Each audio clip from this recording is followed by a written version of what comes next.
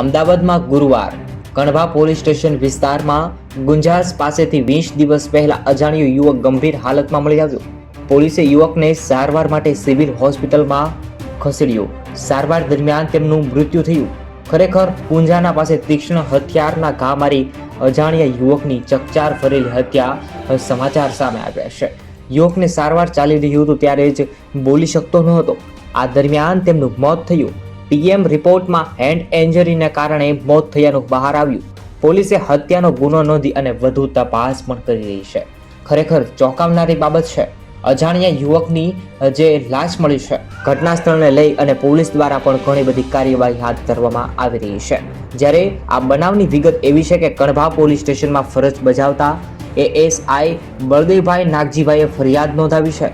તારીખ 4ના રોજ કંટ્રોલમાં મેસેજ આવ્યો હતો કે કણભા પોલીસ સ્ટેશન વિસ્તારમાં કંઠલાલ હાઈવે પર કુંજાસ ગામની સીમમાંથી એક યુવકની માથામાં ઈજાગ્રસ્ત હાલતમાં લાશ મળી છે. આવી રીતે ગુજરાતના તમામ સમાચાર માટે જેડી ન્યૂઝ ચેનલને સબસ્ક્રાઇબ કરો.